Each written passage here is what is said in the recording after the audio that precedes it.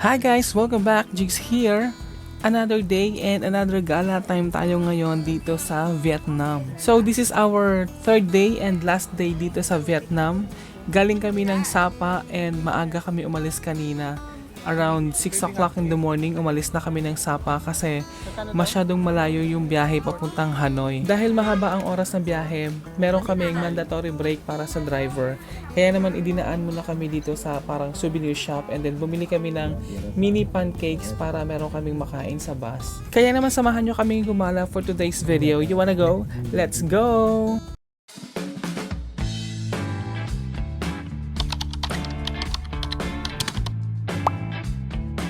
At ayun na nga, finally, we are now here in Hanoi. Etong nakikita nyong mahabang tulay na ito ay tinatawag nila dito sa Vietnam na Nhat Tan Bridge. Actually, parang hindi lang tuturang nangyari kasi parang may learning din kami na nakuha, lalong-lalo na dito sa aming tour guide kasi he is very informative and marami akong natutunan tungkol sa culture ng Vietnam and especially during the Vietnam War. At dahil nga almost 6 hours ang biyahe namin from Sapa to Hanoi, nakarating kami rito ay almost lunchtime na, kaya dumiretso na kami sa restaurant kung saan kami magla-lunch. Yung pinuntahan naming restaurant ngayon ay parang laging busy kasi imagine mo yung isang building, parang buong restaurant lang siya and kami, kumain kami sa 6th floor. So ayun na nga, at yung setup ng aming lunch ngayon ay parang set meal na parang pre-ordered na. So pagdating namin dito ay easy serve na lang. And it is also still included sa tour package na kinuha namin. Ito na tayo.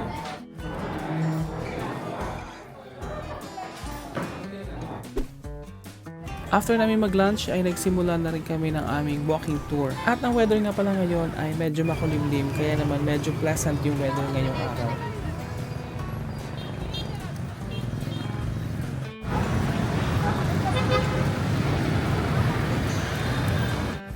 At ang aming first stop ay ang Tran Coc Pagoda and Hoan Kem Lake.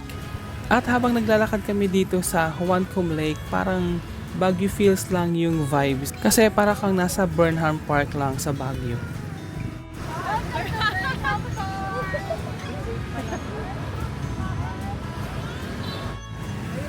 Burnham Park po. Oo, sa Baguio lang pala tayo eh. Dito rin nga pala makikita sa Hoan Kem Lake ang tinatawag nilang The Turtle Tower. At ang susunod namin pupuntahan ay itong Tran Coc Pagoda kung saan meron ditong dress code restrictions kung saan bawal ang sleeveless and shorts.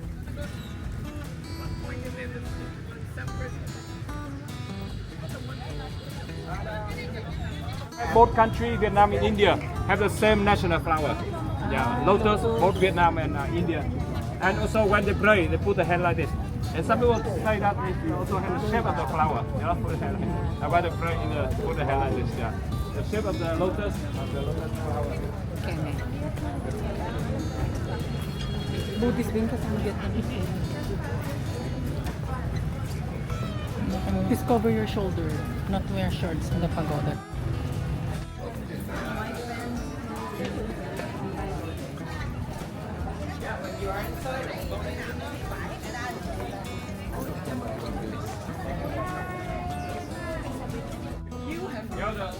This wheel has many symbols. The first symbol is a spin, is a wheel spinning. Yeah. If you get stuck, you stop, you stand still, you will get left behind. Parang kit-kit. That's how you can see the lotus. Picture tayo.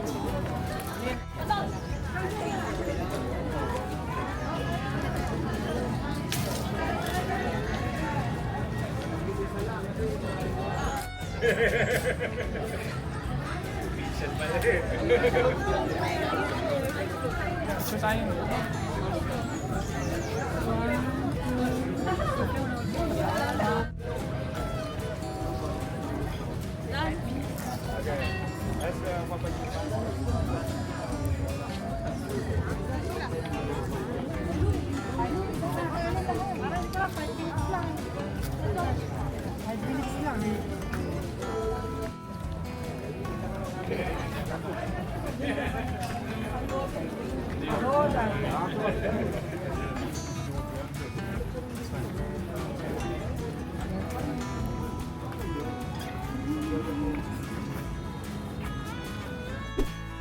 Ang susunod na pupuntahan namin ay nasa kabilang side ng Juan Came Lake, kaya naman kailangan naming tumawid sa kalsada, pero kakaiba pala talaga dito sa kanila kasi iba-iba tayo ng culture Dito sa kanila, kahit na nakatawid ka na dito sa pedestrian crossing, hindi ka pa rin pagbibigyan ng mga motorista, kaya kailangan mong gawin, itaas mo yung kamay mo na parang sumisenyas ka na daraan ka. So ganun pala dito. Ang next stop naman namin ngayon ay ang Badin Square Complex, kung saan dadaan kami ng security screening. Bawal din magdala ng malalaking bag at yung parang mga matutulis na bagay kasi mako-confiscate lang yun.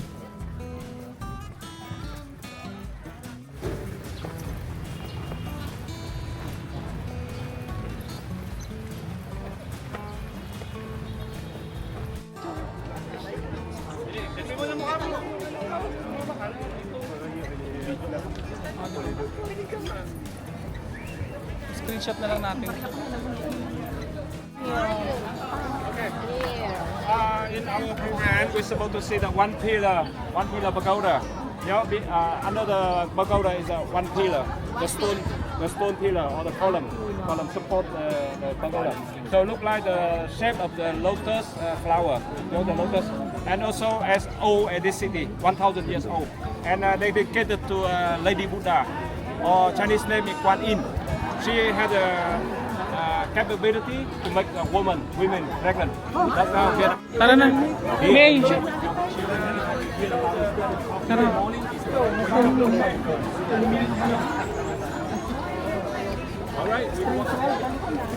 As you can see, marami ngayong tao, maraming tourist and mga locals na pumupunta rito kasi etong One Pillar Pagoda ay parang may pagkakahawig sa atin sa Obando, Bulacan, kung saan pinapaniwala ang pwede kang sumayaw sa Obando para magkaroon ng anak. Parang the same din pala dito. Marami ding mga kababaihan ang pumupunta rito sa paniniwalang baka magkaroon sila ng anak.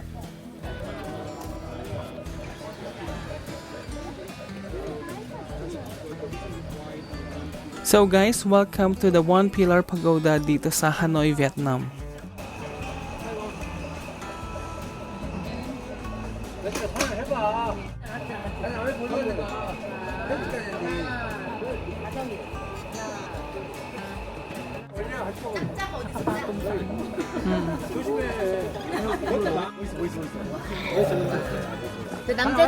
남자들 듣고 싶으면 딱 앉으세요. 기자님.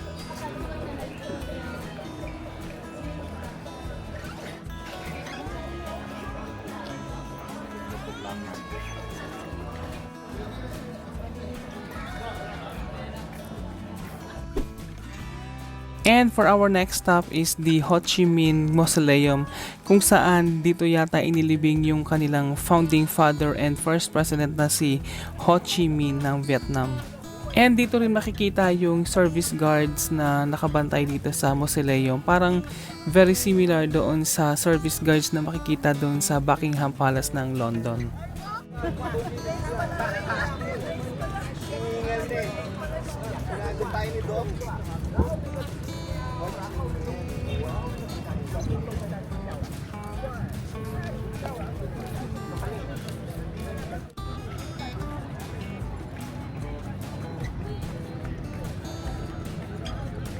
Hindi nga pala namin naabutan or baka mamaya pa yun ng konti yung magmamarcha yung mga service guards kasi magpapalitan sila ng duty, parang katulad sa Buckingham Palace ng London. Dahil nga dating French colony etong Vietnam, meron din palang tinayong mga Catholic Church ang mga French dito sa Vietnam. This is a temple. Yeah. A temple. this is a Catholic Church. But not in use anymore. I see.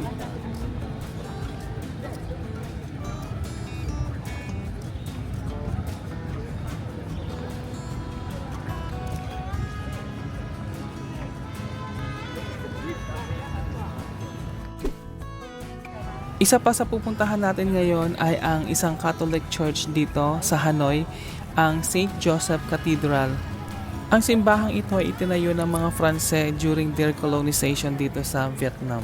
Etong St. Joseph Cathedral na to dito sa Hanoi ay may pagkakahawig doon sa simbahan na Notre Dame sa Montreal, Canada. Dahil siguro parehong naging French colony ang Canada at ang Vietnam.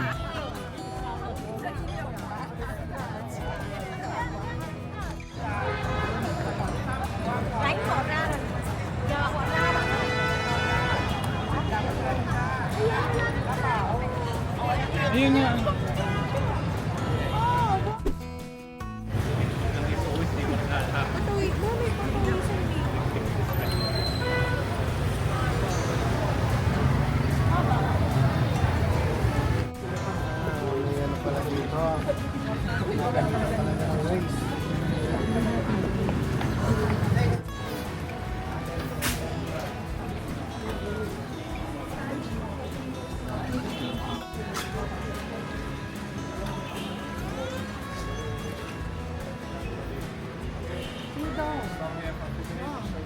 Tell you the story why the king of Vietnam holding something in his hand.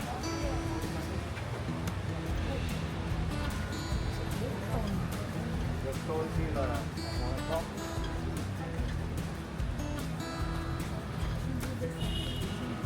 The lake over there. And what is the name? What's the name of the lake? You know the king, the statue of the king holding something in his hand. You know the weapon, the sword. The king. He's trying to throw the sword to put the turtle in the water. The sea turtle in the water. They want to return the sword.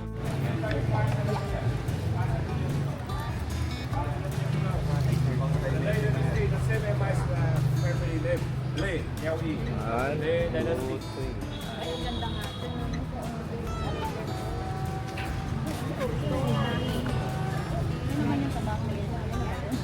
Yan yung kinain natin. Gaga.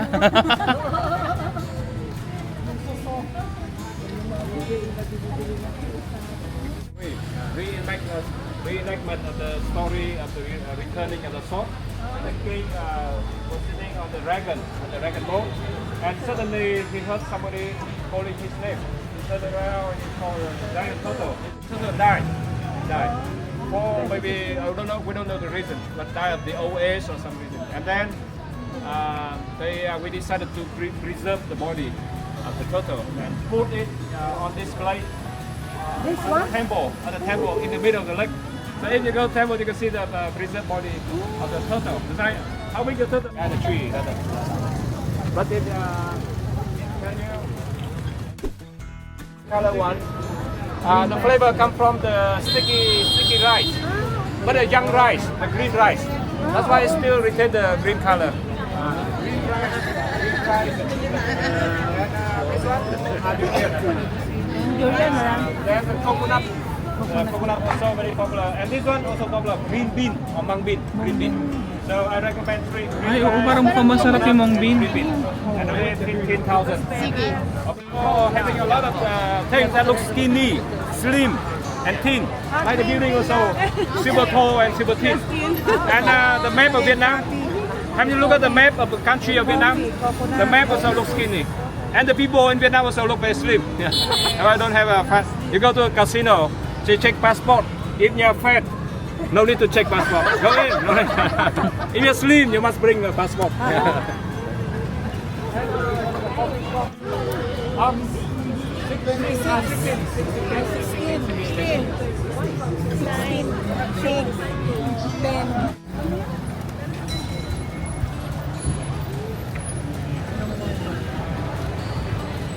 Panglong, water puppet.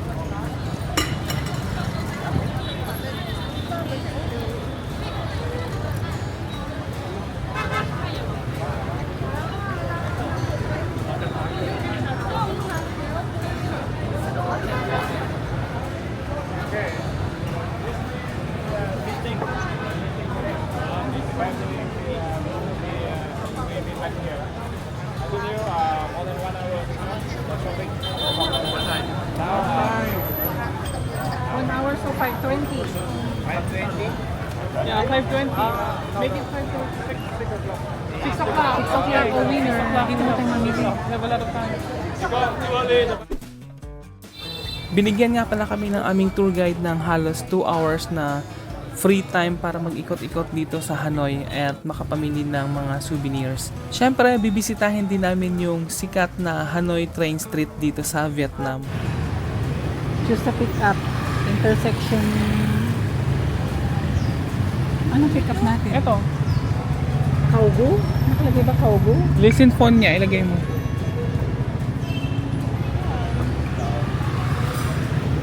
Ganggang naman. Dito pick up at. Ayan Ito. Last Symphony. Medyo may kalayuan pala yung Hanoi Train Street doon sa pinanggalingan namin. Kaya naman nag-grab na lang kami papunta rito. At ang pagkakamali lang namin ay hindi namin na-anticipate na weekends nga pala ngayon at meron nga palang schedule kung anong oras darating or daraan yung train. According doon sa lokal na napagtanungan namin, around 5:30 pa daw ng hapon merong dadaan na tren. Ang kaso nga lang wala kami masyadong enough na oras para mag-antay until 5:30 ng hapon dahil 2 hours lang yung ibinigay na free time sa amin ng aming tour guide. Alin?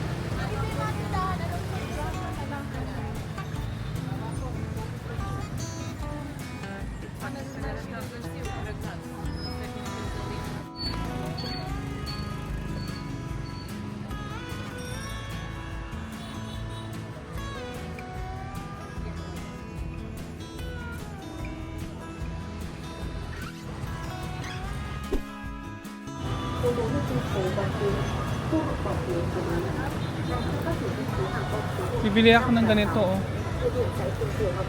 Bengkay. Yung Agribank.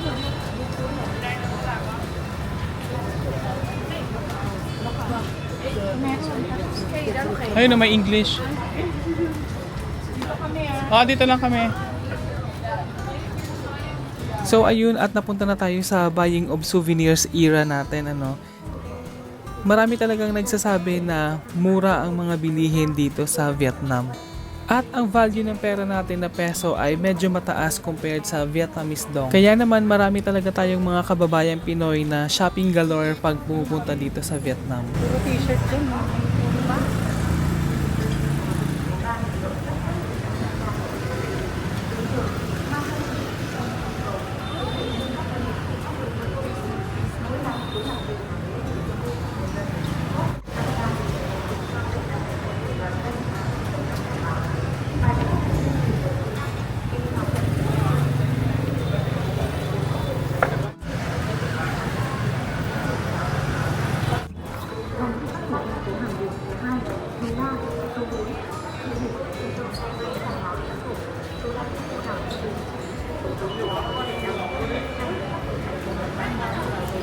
Ano?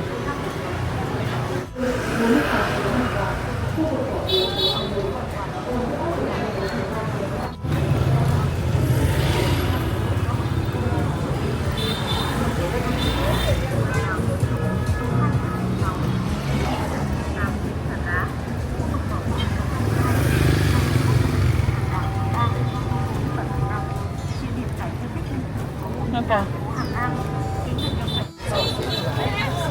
Ha?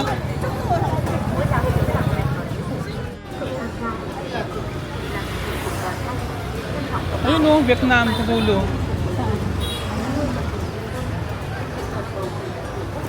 Isulak mo na yun.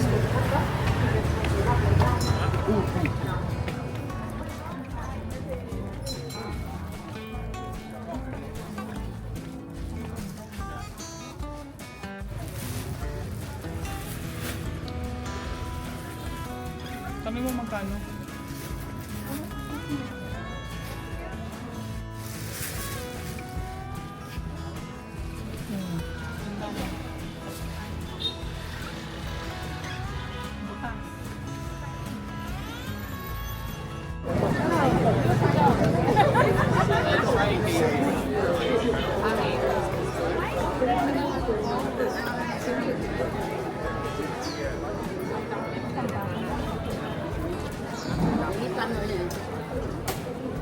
Much for the bags?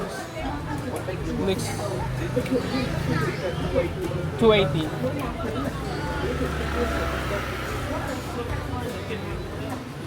nguyện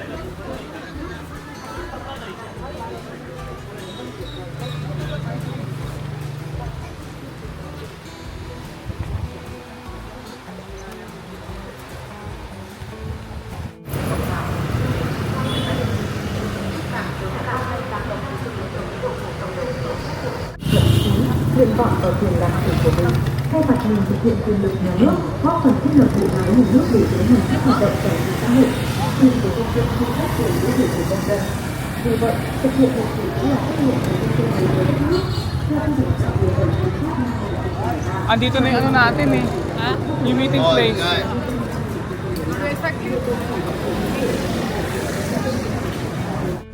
How much for the bags? 400. Is that the last price? 350.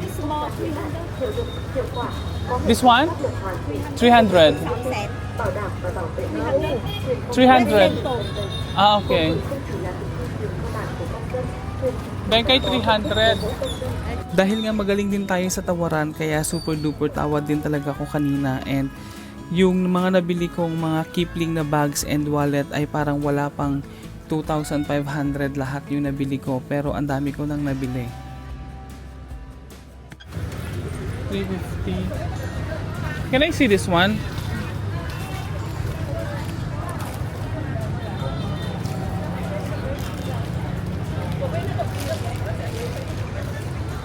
And I'll need 4. That's 200, right?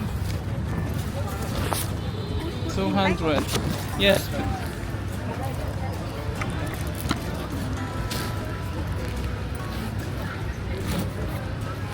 Thank you so much.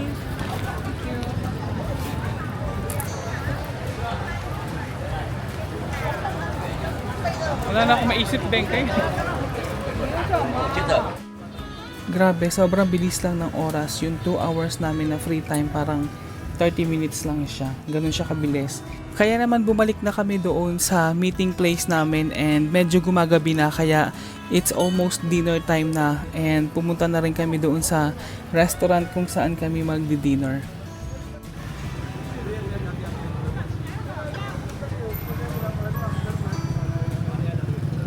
Ay bakla,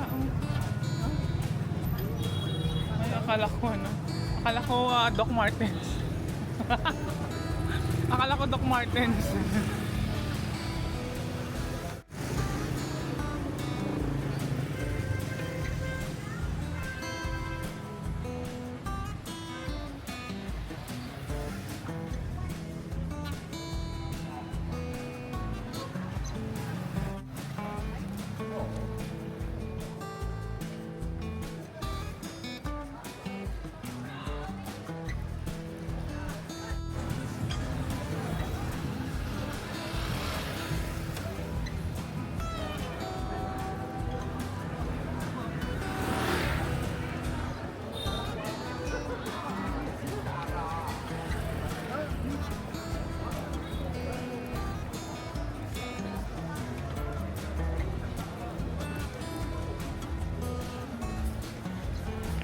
And for our dinner, dito nga pala kami pumunta sa Hanoi Zao Restaurant.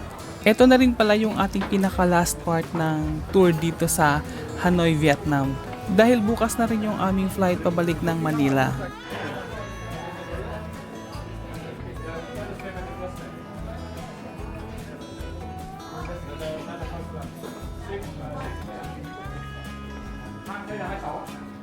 So ayun na nga, at hanggang dito na lang yung ating for today's video dito sa Hanoi, Vietnam.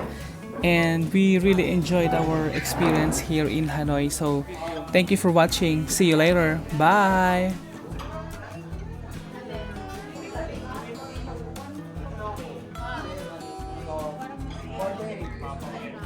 Time is 4.